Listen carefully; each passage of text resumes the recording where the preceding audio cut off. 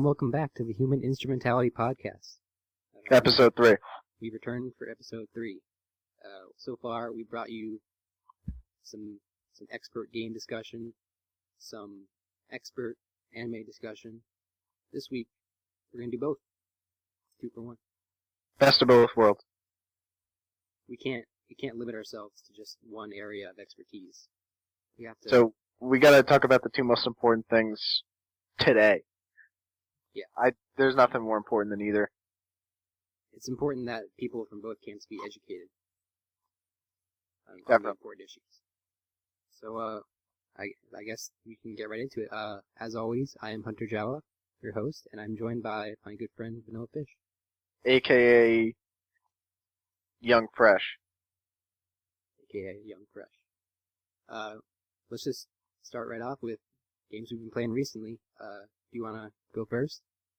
Alright, recently I've been playing a lot of fighting games, getting ready for, last year I hosted a small fighting game tournament at my pad, and turned out to be pretty successful. So, I plan on hosting another one. Date has been changed to later this summer. And, so, in conjunction with that, I'm playing a lot of fighting games. Big fighting game fan, but definitely not what I would say good at fighting games, just really like them. And because of that, I've been playing Skullgirls on the Xbox Live Arcade. And the first time I ever played it was at New York Comic Con 2011, I think. And I really enjoyed it then. And I waited a little while after release because I heard of some bug issues, and I finally decided to buy it pretty far after release, but after they patched it, fixed it up. And I've been really enjoying it. And the fighting's real smooth, the animation looks nice, the characters are interesting, and I like it a lot. Yeah, from what we played, I think the part that stood out the most to me was the character sprites, which look way nicer on your TV than they do in a YouTube video or anything like that. Yeah. And the fighting seems kind of... It's reminiscent of Capcom fighters, I think. It reminded me I feel like that's definitely what they were going for. It reminded me a lot of Marvel, and we played Darkstalkers, which was kind of similar too as well. And it's kind of hard to play for a beginner, I guess. Yeah, definitely not beginner friendly. But I feel like if you know how most combos work, like with quarter circles and stuff like that, it's pretty easy to pick up some characters and stuff. And the tutorials in the game were fantastic for someone who's new to fighters in general, because it really lays out a lot of the terminology and stuff like that. The only problem is, it'd be awesome if there was a tutorial like that in a more accessible fighter than this one. Then I think it'd be fantastic. Yeah. I thought one thing that was interesting to me too was the fact that you can pick the number of characters you fight with, ranging from 1 to 3. And I guess if you pick 1, you're super strong, but you only have 1 health meter. Yeah. 3, everyone's slightly weaker, but they only have, but you have 3 health meters. And then you're able to use assists too. Yeah, right. So it seems pretty balanced between whatever you choose. I feel like I was trying to go for a 2 character, just so I could have the assists, but not be too weak on each guy. Yeah, I really enjoyed using 2 characters, because it still lends you some versatility with assists and stuff like that. But when you're down to 3 characters, it feels like sometimes you could just get comboed, and one of your characters is already gone. Yeah. Did you end up playing online at all? Yeah, I played a few matches online, and like any other fighting game I play online, I don't do well. And sometimes I could stand somewhat of a chance, but oh man, I got thrashed. It was pretty bad. That's kind of what I expected. But yeah, overall, it's a pretty fun game. I love the way it looks. I love the music a lot. It's real chill. I don't really know what else to call it. Yep. I dug the bass, the smooth bass, and pretty neat music. Real good aesthetic for the whole game. Yeah, probably the worst part is the loading screens, which seem longer than any fighting game I can remember recently. Yeah. And they were between all the menus too. When we updated the game, it seems like it's been a bit better since the most recent update. But Yeah, it was definitely a little bit quicker, but still pretty noticeable. so, oh, and there's also some like visual glitches still in the game. Like we noticed the characters would become really blurry and out of focus. Now, we experienced that a ton when we were playing Versus. I think I played it a ton yesterday, maybe like 6 hours worth, and I only noticed it like 4 times. So I don't know. Maybe it's like just a Versus thing, or Yeah, I don't know. I mean, it's kind of annoying since one of my favorite parts of the game was the way it looks. To see the sprites kind of freak out like that. yeah. I know there's more updates coming, so hopefully that'll be fixed along with other things. Mhm. So what have you been playing? I have finally finished, after an epic amount of time, Persona 4, the Golden, on the PlayStation Vita. And I started playing it probably like right after New Year's, and just finished it like a week ago. It only took me about like 70 hours in game, which is still a lot, I guess, but that was a arduous experience. Overall, I really love the game a lot. It's probably the most like interesting take on an RPG I've ever played. It's my first Persona game. Mhm. I liked how you had the aspect where you'd really decide what you do every day and what parts of the game you want to engage with, and the RPG combat was fun on its own too. Yeah, and really like you could, for the most part, if you just want to like hang around town, talk to people and stuff, you could do that. Or if you really like the fighting, go ahead. You could just do that like the entire time if you wanted to. Yeah, a lot of RPGs these days, like promise choice and player agency, but you end up with like a lot of predetermined things that you're choosing between. And in this game, it's the same, but there's just so much you can choose to do that I don't think any two people will have a very similar experience. Mhm. And what you do every day is really based on what you're personally into. So if there's aspects of the game that you don't really like the RPG combat, you only have to do it in certain cases. Yeah. So it's really up to you what you do, and I like that a lot. And also, just in general, the writing and the characters were a cut above, I think, most other JRPGs. Yeah, when I played that game, I really enjoyed it too, and I think it took me around like 80 hours to beat, and I'd put it up there as one of like maybe the top 10 like favorite games of all time, and I still play it to this day. Whenever it gets rainy outside, I get the urge to play it, but I just loved the characters. The combat is, I wouldn't say the best part of the game, but definitely playable, definitely fun, and I feel like it's an experience everyone should like enjoy.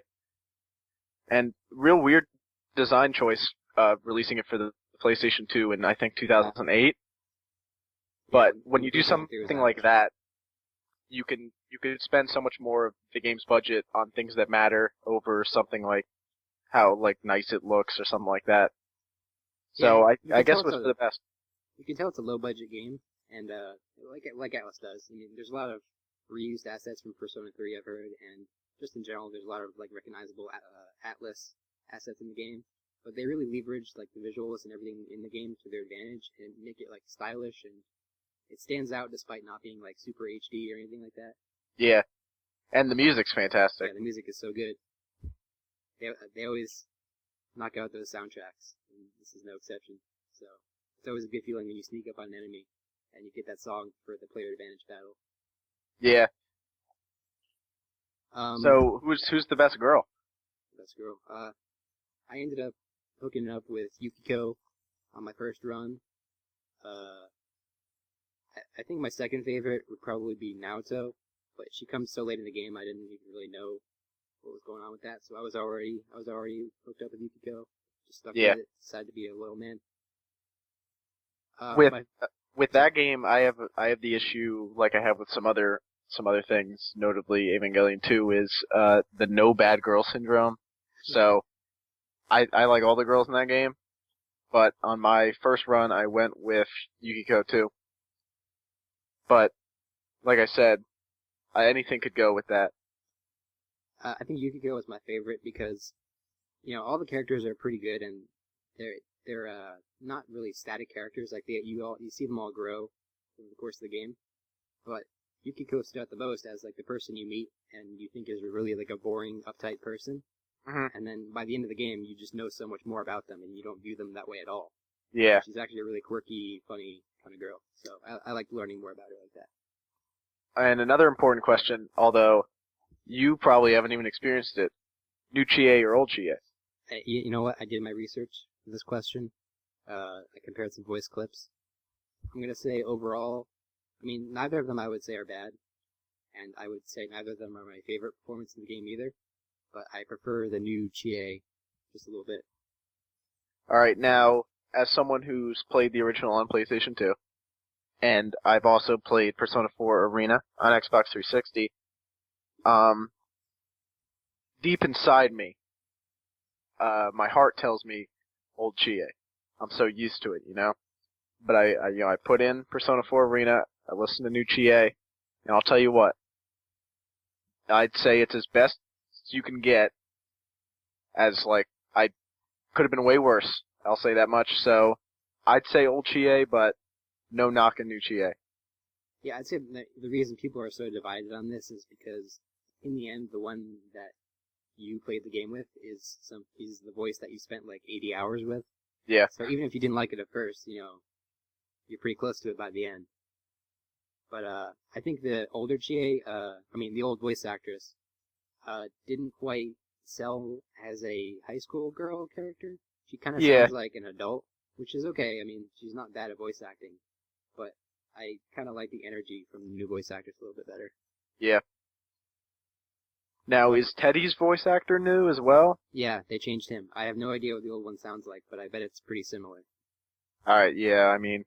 Like, you played Arena. Did you notice any, like, big difference between the voice?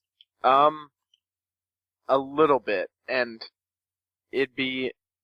All I know is, when I first loaded up the game, Teddy's dialogue was a real off-putting, and the more I played it, the more I just kind of got used to it, but this one I'm gonna definitely say old Teddy.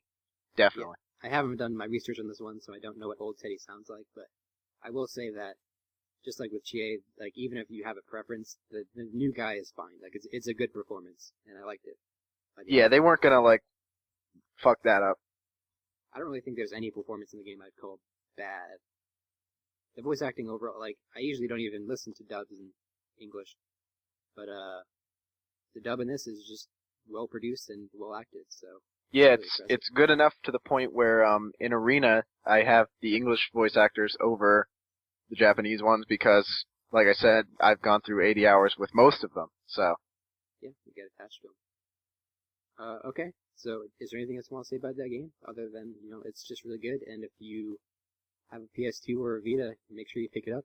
Yeah, go get that. And if you got if you want 80 hours of your life gone, but you want to enjoy them, definitely pick up Persona 4. Oh yeah, I wanted to say that I definitely enjoyed it as a handheld game, just because of the way the game is split up between your daily activities. Yeah. It's really convenient just to pick up and play for a bit and then... Yeah, that's like an RPG that I feel like definitely goes, like, would make the switch over to handheld, it works, because everything is split, like, by days, whereas some other stuff where it's just not really, not structured at all, where you could pick it up, like, one day, and then a week later, you have no idea what the hell's going on.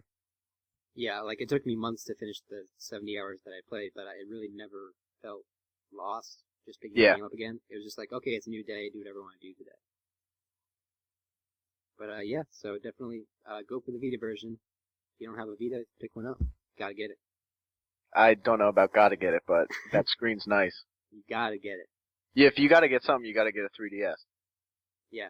The 3DS is kicking ass right now. I haven't really gotten in any new games on it recently, but I'm looking forward to some of the games that are coming later this year. And the games we got already definitely kick some serious ass. Yeah, definitely. And we were playing one, which just got ported to consoles, Resident Evil Revelations.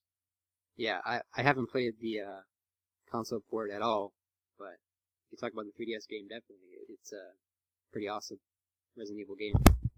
Yeah, it's, I haven't played much Resident Evil. I've played 4, I've played 5, and I've played Revelations. And I really enjoyed 4. I was so-so on 5, but again, it could have been the fact that I played it cooperatively with someone who I wasn't really good friends with, and I really just needed him to button mash during the final battle because I couldn't do it fast enough. But it for 5, definitely, I feel like it didn't have so much the same dark vibe that 4 had, but it wasn't so much a Far Cry as 6 was.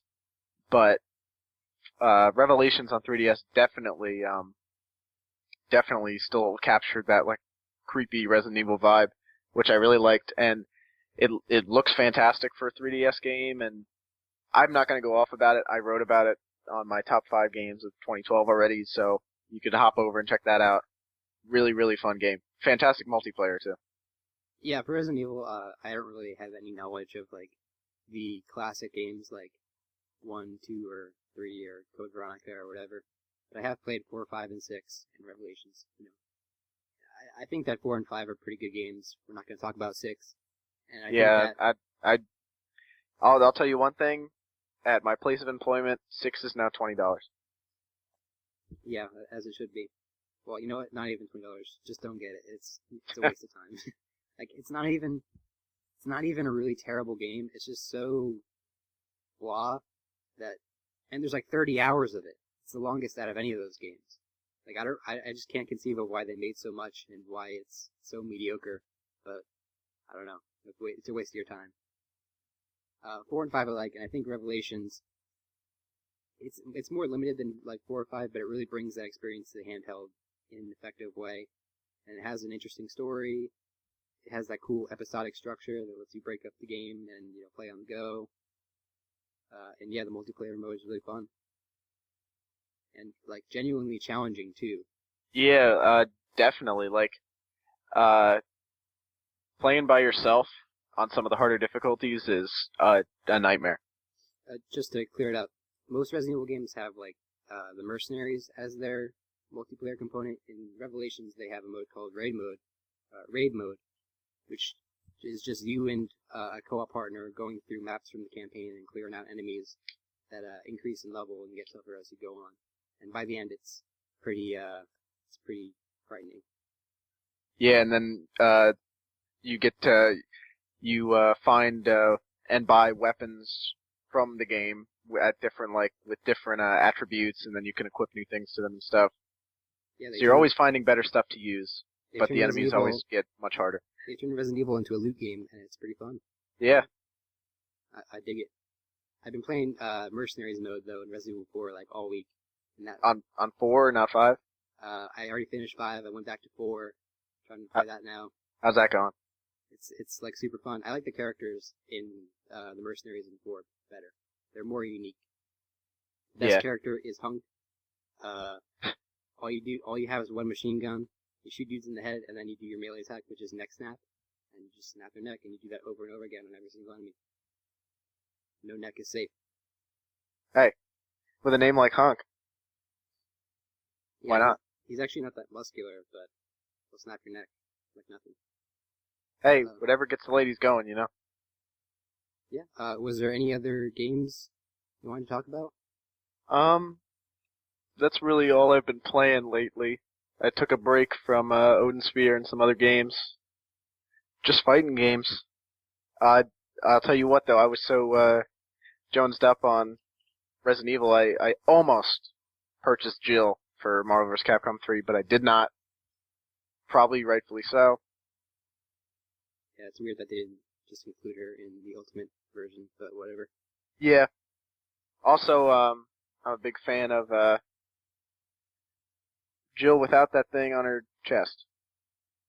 I'm not a big fan of Ninja Jill. I like Ninja Jill. Yeah, she's alright, but I don't have any attachment to that character from the private games, so I don't really care what they do with her. It was just a funny costume to me. I really like Jill's old design. The one they use for Marvel vs. Capcom 2. I love that design, so kinda bummed that's not in it. And her alternate costume, which you have to purchase, she's still got that thing. So, oh well. Alright, we can move on to some gaming news from, I guess, last week. Microsoft officially unveiled the Xbox One, which is the new console that they'll be launching this year to compete with the PS4. And Not to compete with the Wii U? Well, if the Wii U decides to compete, then they'll compete with the Wii U. Yeah. They had a 1 hour long conference this week. Not this week. Last week. 2 weeks ago? 2 weeks No, ago, it was last week. It was last week, I think. No, it was 2 weeks ago. Whatever.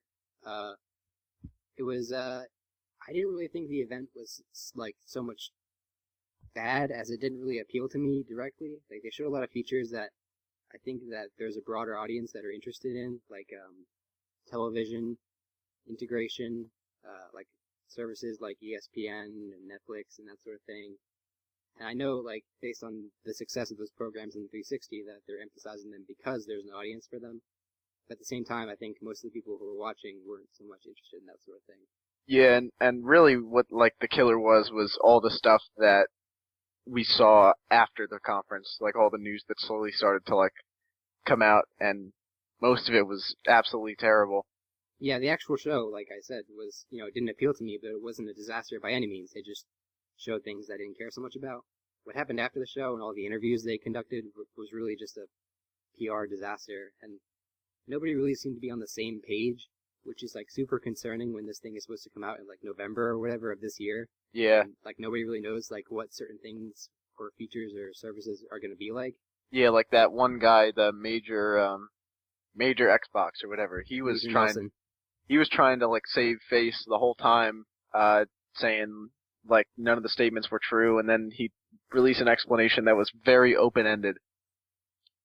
But I think the main controversy has to do with the policy on used games, which, for the record, Sony has no comment on at all right now. They didn't say anything about it at their event, and they still have to clarify it. But they did the right thing in saying, that thing you say when you don't know, which is, we're not talking about that right now. What Microsoft did was have, like, 5 different people say 5 different things about it, and we don't really know it's true, but what seems to be the case is that if you buy a game, it gets tied to your Xbox Live account, and it can only be used by your account. And if you bring your account to somebody else's console, you can play all your games, but if you lend somebody a game to play on their account, they'll have to pay the price of the game to unlock it. And that's what really bums me out, because it's, I get that the whole part about, like, buying and selling used games stinks, but personally myself, I don't really buy used games unless it's impossible to find new. But the whole fact that I can't bring a game over to a friend's house, play with them, and, like, if they want to borrow it, I wouldn't be able to do that, and that, to me, is, like, outrageous. Well, you can bring a game over to a friend's house. Well, yeah, like, but with some hassle, but you can't lend it to them long term or let friends borrow games without them paying the full price of the game, which feels weird to me too. It seems bullshitty. Like, I feel like if you go out and buy, like, if I go on Xbox Live Games on Demand and buy a game, I understand that, I'm downloading this game, it's part of this internet service, and they're in charge of, the distribution and how the games work. But if I buy a physical disc, I feel like I own that disc, and what I do with it is up to me, as long as it's legal. Like, I'm not, like, copying it or anything like that. Another thing that really bugs me with it is the whole premise. I'm like, if that's what they want to do, I'm fine with it. It's going to be, like, your one thing for all your media. But the thing is, it's competing with, like, smart television and TV and stuff, but it needs a TV to work. Yeah, I don't really, like I said earlier, there's definitely an audience for the services like ESPN or Netflix or whatever, but a smart TV has those same services, and you don't have to pay $60 a year for Xbox Live Gold to use them either. And I also heard there isn't going to be a free alternative to Xbox Live Gold, so it's either going to be a Xbox Live Gold subscription, which you pay money for, or you're just offline. Although that's subject to change, but that's pretty off-putting. So you're saying they're eliminating Xbox Live Silver? Yeah, which still limits everything you could do with your Xbox, which I think is nuts. Still can't use Netflix, which you pay for separately. it doesn't really make sense. Yeah, my main problem with this is that, it would be really cool for people if this box subscribed you through Xbox Live to all these services, and all you need to do is pay your Live subscription, even if it was a bit more expensive, and then you were subscribed to everything, and it really was all in one box. But as it stands, you need to plug it in and then pay for your cable, and pay for Netflix, and pay for Hulu, and pay for your Sunday ticket, and whatever. So I don't know if it makes sense to have this box at all when you can, access some of these services through your TV and not pay this fee just to connect it to the internet.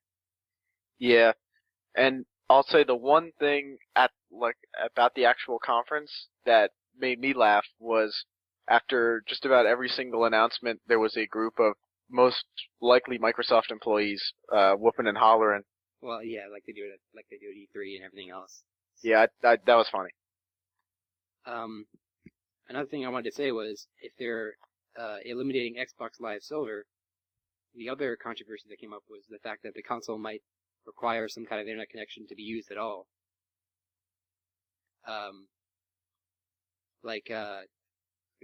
Phil Harrison, I think, said that at the least your console will need to connect to the internet at least once every 24 hours. Yeah. To authenticate.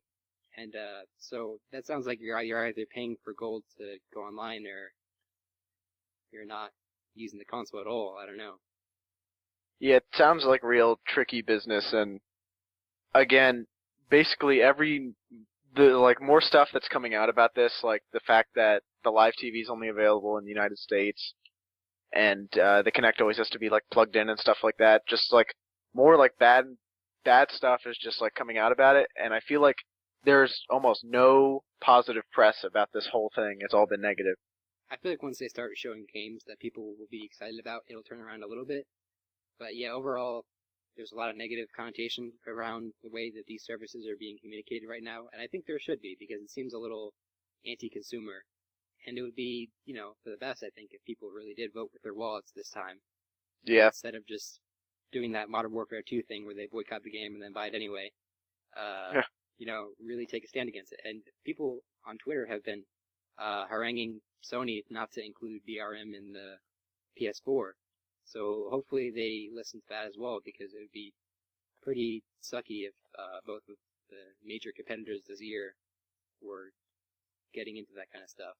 Yeah, and it seemed like Sony was picking fun at like all this stuff Microsoft was doing, so it'd be smart for them to completely not do any of it, and I think that'd be like a huge move for them to like win this like war between Microsoft and Sony. And ultimately, I don't think these people yelling on Twitter really represent like the majority of the sales they're going to get on either box. No. But I don't think that they should be ignoring that audience either. Like, these are the people that brought you to where you are, so remember who brought you to the dance, I guess. Yeah, and then all the negative press surrounding like the used games and DRM, Sony should take a message like here that they could totally avoid this and be in everyone's good graces if they just don't do it. Well, they need to weigh their the benefits. Like, if they really think that it's beneficial to them in the long run to do this DRM thing, is it worth losing all these people, or are they going to get these people anyway because they want a next-gen box? They have to decide if they're going to be the lesser of two evils or, the hero, I guess. Yeah. So I guess my plan right now is to sit and wait. Maybe I'll get a PS3. Maybe I'll sit on the PS4 for a little bit. Don't know, but I do know that I could probably say 100% I'm not going to be buying an Xbox One. Everything that's come out about it's really bugged me, and I haven't really been too happy with my 5 or so years of the Xbox 360. I feel like I've been dicked multiple times by Xbox Live. So I think I'm done with Microsoft. Yeah, even if there are decent games for the Xbox One, and there probably will be, like they said, they're bringing a lot of new IPs and exclusives to the next box. I feel like if these things turn out to be true, I would have to kind of turn out my nose at this box just on principle. Like, I really don't think people should support this kind of thing with their dollars. No. So, even if it's tough, you should really stick with your principles and just communicate, that you don't want these things to happen if you don't. Yeah. All right. Anything else to say about the Xbox? Anything we missed? Are you excited for Call of Duty Ghosts? I am very excited for Call of Duty Ghosts, like I am every year for every single Call of Duty game. It looks to be the spookiest Call of Duty game I've ever seen. Yeah, and it's written by a fantastic director, and moving from the silver screen to video games always works well. And it was an interesting decision, I think, to set the entire game on Halloween in the streets while children are trick or treating. But yeah, I it mean, could be interesting. It's a whole new way to play Call of Duty. Like, I'm sick of the whole Middle East, Eastern European vibe. Let's get down, like, hey, I'm also sick of the whole war-ravaged United States. Let's get down, back to basics. Let's just go to the suburbs and back to the suburbs. Nuketown's the most popular map. Yeah, hey, go for it. Hey, throw a few jack-o'-lanterns in there. We got the new hottest map. Boom. All right. Nuketown, Spooktown. Oh shit. That one's free on Microsoft. You can have that one for free. Infinity Ward, you're welcome. I think that will conclude video game discussion. You want to move right into anime? Hey, it's what everyone's here to see. Yeah, you've been waiting, and it's time. We've been watching a bunch of the new shows this season, so we haven't really done this before. So just to clarify, I think we're just going to go ahead and open it up to full spoilers for anything we talk about. I will try and say something like spoiler warning before like dropping any huge bombs, but generally like we'll talk about what's going on with the most recent parts of the show. So just be warned about that. Do you want to talk about anything you're watching lately that stuck out to you? Well, for a while I was on an anime hiatus.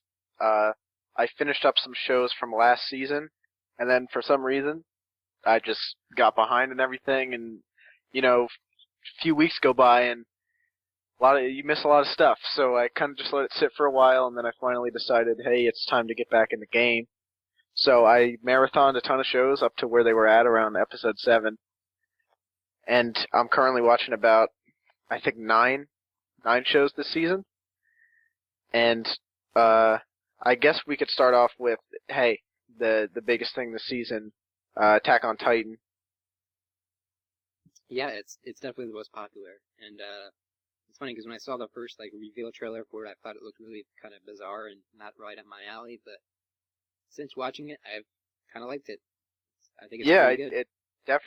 I definitely like it, and like I was kind of put off by the huge buzz going around with this game because happened a few seasons ago with Sword Art Online, and that show fucking blew. So I was kind of skeptical.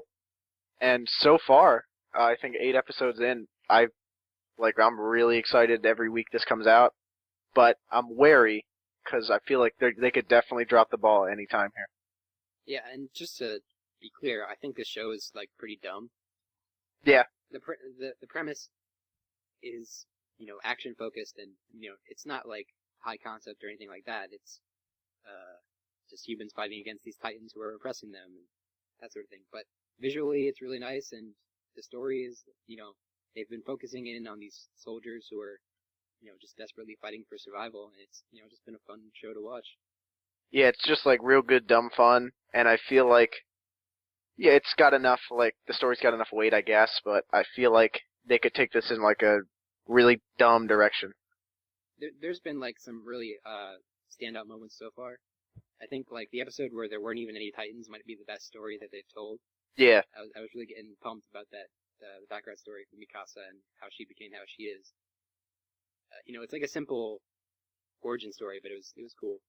And the recent episode where 2 characters who were separated reunite had a really touching scene too.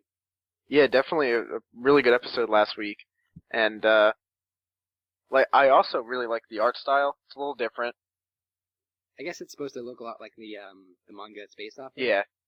There's a lot of how to say it, intense black outlines around everything. Mm-hmm. And there's a lot of shaded in kind of scribbly looking things, but it has a distinct look that stands out. I will say that I've heard there's issues with budget and direction in the more recent episodes, and you can kind of see that some scenes each week now are not animated. They'll just be voices over a still image. Yeah. So hopefully they get that worked out, because I think we've seen with Guilty Crown what road that can go down, but so far it's been visually a treat. I especially like all the shots of the soldiers shooting their cables around and flying around the city. Yeah, looks a lot like Spider-Man. I dig that. I really liked like the setting. It's pretty neat. Like and then, like all one of the really neat touches is halfway through the episode at the still screen before like a commercial would happen is they do some pretty neat like world building there. Just some tidbits and stuff. I like that. Yeah, they just show you like how this contraption works that you've seen, or what this thing is made out of. And it's, I always pause and read what it's about. Yeah. It's interesting to me. So I'd say that is one of the big things I'm looking forward to this season. Another show I've been enjoying is Gargantia. Yeah, me too. It's pretty straightforward sci-fi, and even the plot's a little like familiar. Yeah. But I think that it's really well made. Like it really looks good, and it's looked good consistently since the first episode. And I don't know, I like all the characters, and I definitely like the setting. Yeah, it's a really neat setting, and it's like it's got that like it's got that Pocahontas vibe. But I really liked, especially in the early episodes, while the one character Leto was trying to communicate with them, like he had to use like the voice recognition system and stuff like that. I really liked those touches, and it's just like a really well put together like sci-fi story, I think. And one thing I'll say that they don't really demonstrate this early on, but there's a mecha in the show, and it looks good, but they demonstrate a lot of restraint in terms of how they use it. Like there's not a big battle in every episode where lasers are all over the place. It's like a low key story where the character is kind of learning that he can be separate from this like weapon that he has and be his own person. Mm-hmm.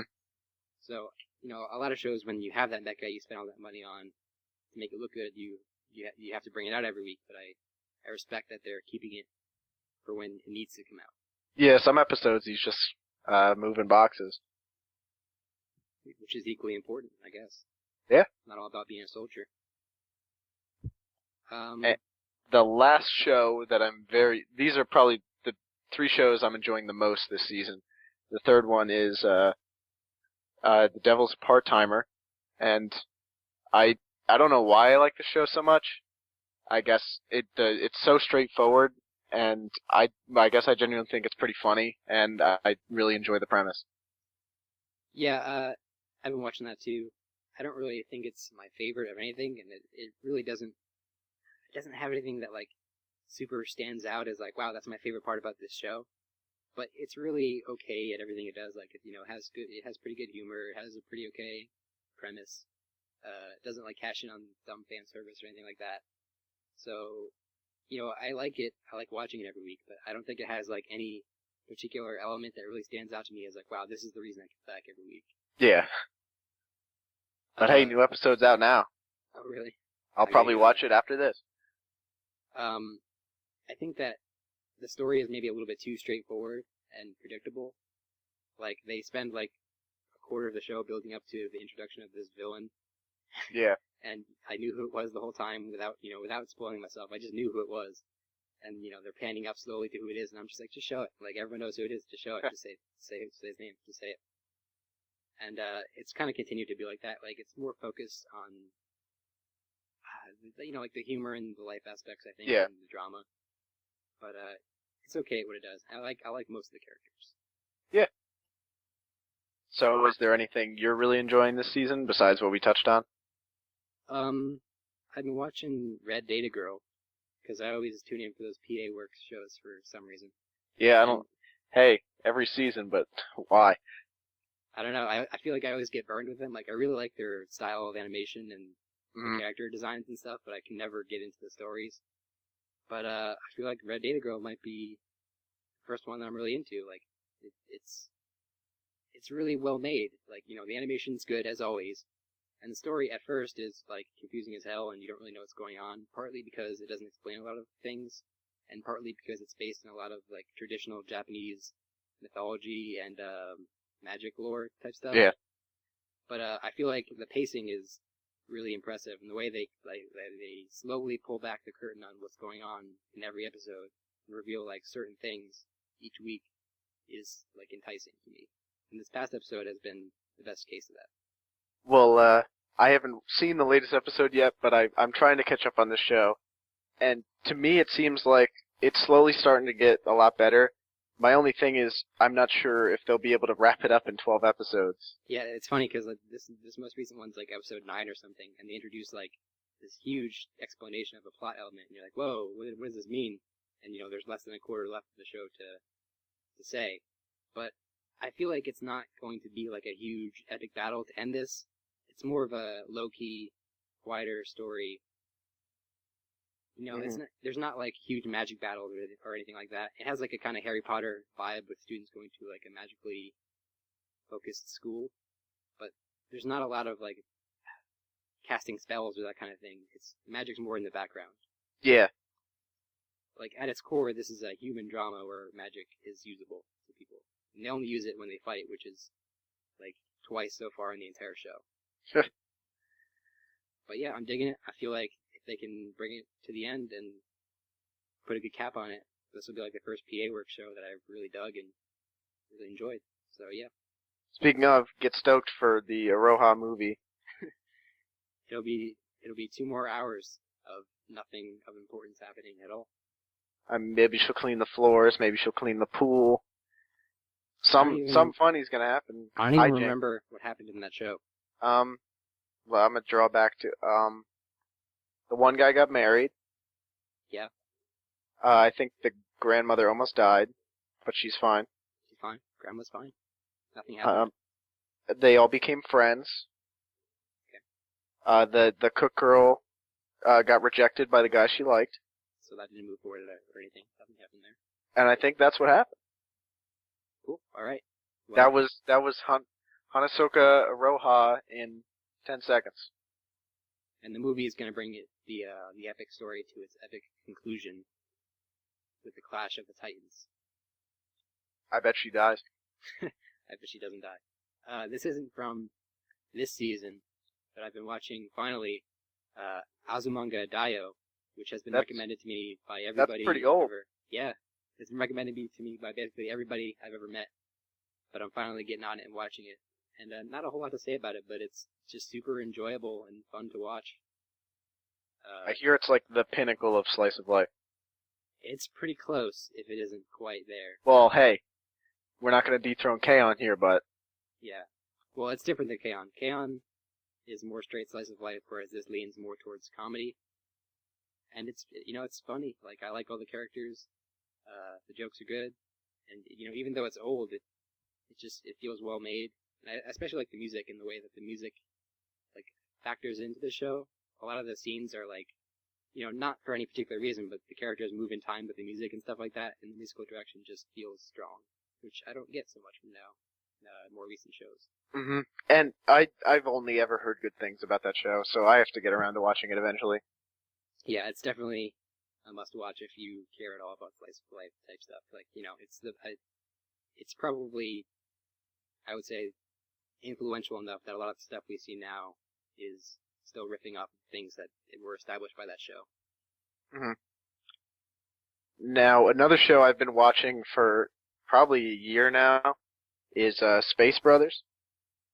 And hey, I've always really enjoyed it, and it's more of the same now. It got moved to a primetime slot on the weekends, I think, in Japan. So, I don't know when it's going to end. I don't know if it will ever end, but hey, every single week, still enjoying it. And I'll let you know when he's an astronaut, maybe, if he ever becomes one. So the show's about somebody becoming an astronaut from, like, square one. Yeah, his story's about his brother who is already an astronaut, and when they were kids, they promised each other they'd both become one. So he loses his job as a mechanical engineer at a car firm, and he decides to, well, his parents sign him up for the astronaut test. He passes, spoilers, and ever since, 59 episodes later, been following his journey, and he's finally at NASA doing some more training. Training is a big theme here. And still more of that. And the latest episode was very October Sky inspired. Story of his current instructor, so not the main character, but grew up in a small town in the United States. Father wanted him to join the mining company, but hey, build rockets instead. They even name drop Homer Hickam. So a lot of space ties in the show, but if you like space, if you like brothers, it's a show for you. But I haven't hey, actually seen the show, but I wanted to say one thing. It seems like they're focusing on a lot is authenticity. Maybe that's why yeah, it's so long. they have the NASA license, and it's pretty like it takes place I want to say 20 years in the future. The main character is fictionally one day older than me, but he's like I want to say like in his mid-30s in the show. But it's hard science fiction, and it's deeply rooted in everything like NASA, and I really like that. All right, cool. So if you like space, like spaceships, it sounds like it's really authentic and heartfelt. So check that out. And there's plenty of it, so Yeah. hey, start now. What episode are we on now? This week is going to be episode 60. See, I had heard initially that they were only going to do 50, but it seems like they've blown the cap off of that, and they're just going to keep going. Hey, manga's still going. Let's keep going. All right. Is there any other shows, new or old, that you wanted to mention, or? I'm watching some other stuff, but not really that important, except for Oriyama Season 2. Yeah, I don't think there's really much to say about that, other than... All I'm going to say is, ISA Best Girl. Yeah, I can agree with you there, but it's an okay continuation of Season 1. I think so far, Season 2 has had some good comedy episodes, but Yeah, the story definitely. overall feels like weaker, or I just care less now. Yeah, well, it's more the same, so... I don't know, like, I feel like they're getting into, like, deep sitcom stuff, and, like, you know, it was implied in Season 1, it was funny and cute, now they're just, like, deep in it, I don't really know about it as much anymore. Hey, if you don't like, that forbidden love, I ain't talking about that kind of forbidden love, but I'm talking about, inter-family forbidden love. It's not for you. Yeah, like, the first season felt like the main character learned to appreciate his sister, despite Yeah, it was down to earth, it was humble. And Season 2 just feels like pandering to learning to going beyond appreciating your sister. So I don't know. Maybe not for me so much in that context. But hey, I'll give it chops for them being blood related. So maybe a lot of shows. Hey, it's your cousin. You're not blood related. Say okay. So I guess they're sticking with it. And I guess I'm interested to see how far they're going to go with it. But yeah, yeah, we'll see. We'll see what they decide to air on live television. I guess anything goes. What's that? Anything goes. Yeah. I think that puts a cap on anime discussion, and I think we can just make that a wrap for this week's episode. So what are we going to talk about next week? I think next week we can keep going with the games. We can keep going with the anime. There's going to be, like, some pre-E3 game reveals going on. Oh, yeah. Nowadays, there's like some Sonic stuff coming out now. There's going to be some more reveals next week. I think the Konami pre-E3 conference is next week. Yeah, June 6th. And then E3 is in 2 weeks, so we'll definitely do an episode for some E3 stuff as well. Are you excited for E3? Yeah, absolutely. Like, good or bad, I always love to watch E3. So yeah, even when it's like at its worst, like the pressers last year, it's still fun. Yeah, it's fun to hang out with everybody and talk about where games are going, and make fun of stuff if there's stuff to make fun of, or get excited about stuff there's to get excited about. So I'm looking forward to it either way. I'm looking forward to Ouya in the parking lot. Yeah, that's not even part of A3. I'm not even gonna talk about it. Hey, go get yourself an Ouya, fantastic console for the everyday man. It's a fantastic console for nobody. Yeah, I guess you're right. Get a Vita, though. I don't know about that. I'm gonna end this episode with my official endorsement of the PlayStation Vita. It could use some more games. I hear E3 is gonna be good to the Vita, so stamp of approval. go get one. And that'll do it for this week. So tune back in next week for some further discussion. And for now, I'm HunterJawa signing off. Peace.